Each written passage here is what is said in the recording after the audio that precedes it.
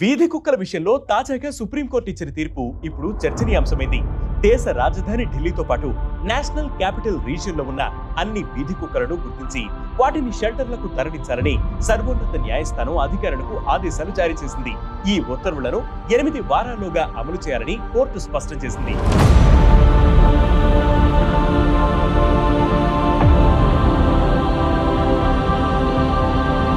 July 28న rabies కారణంగా 6 ఏళ్ల బాలిక మరణించినట్లు వచ్చిన వార్తను సుమోటోగా తీసుకుని కోర్టు విచారణ చేపట్టింది.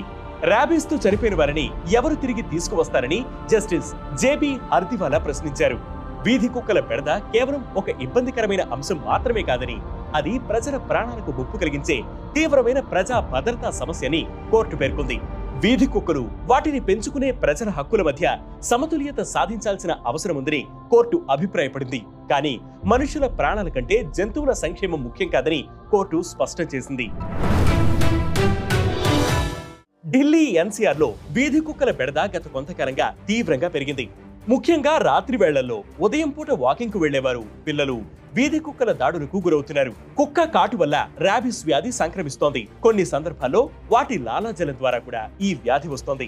ఈ వ్యాధి లక్షణాలు 1 నుంచి 3 నెలల వరకు కనిపిస్తాయి. వ్యాధి తీవ్రత పెరుగుతున్న కొద్దీ మనిషి ప్రవర్తనలో విపరీతమైన మార్పులు కనిపిస్తాయి. అనేక సందర్భాల్లో ప్రాణాలు కోల్పోయిన ఘటనలు కూడా ఉన్నాయి. భారతదేశంలో జంతువులకు హాని లేదా బాధ కలిగించకుండా కాపాడడానికి 1960లో జంతు మరణ నిరోధక చట్టాన్ని రూపొందించారు.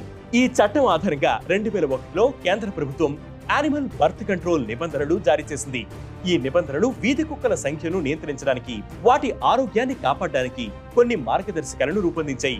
ఈ నిబంధనల ప్రకారం స్థానిక అధికారులు జంతు సంక్షేమ సంస్థల సహకారంతో వీధి కుక్కలకు స్టెరిలైజేషన్ చేయడంతో రాబీస్ వంటి వ్యాధులు రాకుండా టీకాలు వేయాలి. ఆ తర్వాత వాటిని ఎక్కడ తీసుకువచ్చారో అక్కడే వదిలేయాలి. అధికారులు కుక్కలను తరలించేటప్పుడు వాటికి హాని కలగకుండా జాగ్రత్తగా చూసుకోవాలి. యూథనైజేషన్ అంటే కుక్కలు తీవ్ర అనారోగ్యంతో లేదా గాయాలతో ఉన్నప్పుడు లేదా రాబీస్ వ్యాధితో ఉన్నప్పుడు మాత్రమే వాటిని చంపాలి.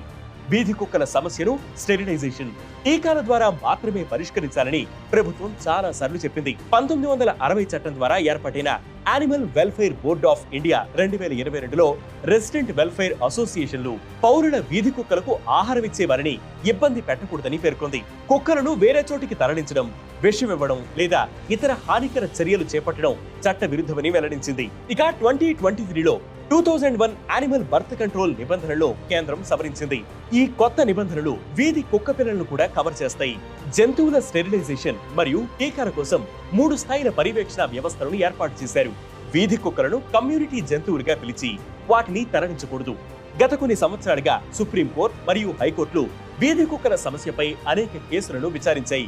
స్థానిక అధికారులు వీధి కుక్కలను చంపకూడదని 1960 చట్టం మరియు 2001 ఏబీసీ నిబంధనలు పాటించాలని 2011లో కేరళ హైకోర్టు తీర్పిచ్చింది. మరోవైపు బొంబాయి, హిమాచల్ ప్రదేశ్, కర్ణాటక హైకోర్టులు స్థానిక అధికారులు 2001 నిబంధనలకు కట్టుబడి ఉండాల్సిన అవసరం లేదని, మున్సిపల్ చట్టాల కింద కుక్కలను చంపే అధికారం వారికి ఉందని తీర్పు ఇచ్చాయి. సుప్రీంకోర్టు కూడా గతంలో ఈ సమస్యపై రకరకాల తీర్పులిచ్చింది.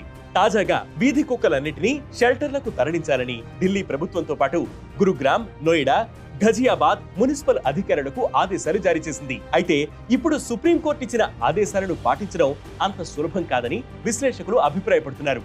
లక్షల సంఖ్యలో ఉన్న వీధి కుక్కలను గుర్తించి వాటిని తరలించడం ఒక పెద్ద సవాలని వివరిస్తున్నారు. వాటిని ఉంచడానికి సరిపడా షెల్టర్లు, సిబ్బంది, వనరులు చాలా అవసరమని పేర్కొంటున్నారు. అంతేకాకుండా జంతు సంక్షేమ సంస్థల నుంచి వ్యతిరేకత కూడా ఎదురయ్యే అవకాశం ఉందంటున్నారు.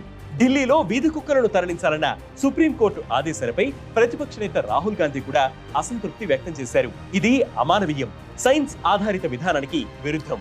ఏరివేయడానికి నోరులేని జీవాలయం సమస్యలు కావు. క్రూరత్వానికి తావు లేకుండా షెల్టర్లు, స్టెరిలైజేషన్, వ్యాక్సినేషన్, కమ్యూనిటీ కేర్ వంటి వ్యవస్థతో వీధులను సేఫ్ గా మార్చొచ్చు. పబ్లిక్ సేఫ్టీ, యానిమల్ వెల్ఫేర్ రెండూ సాధ్యమే అని ట్వీట్ చేశారు.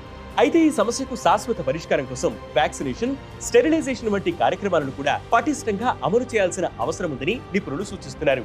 ఏది ఏమైనా సుప్రీంకోర్టు ఇచ్చిన ఈ ఆదేశాలు వీధి కుక్కల సమస్యపై ఒక కొత్త చర్చకు దారితీసి ప్రభుత్వ యంత్రాంగంపై చర్యలు తీసుకోవాల్సిన ఒత్తిడిని పెంచాయి.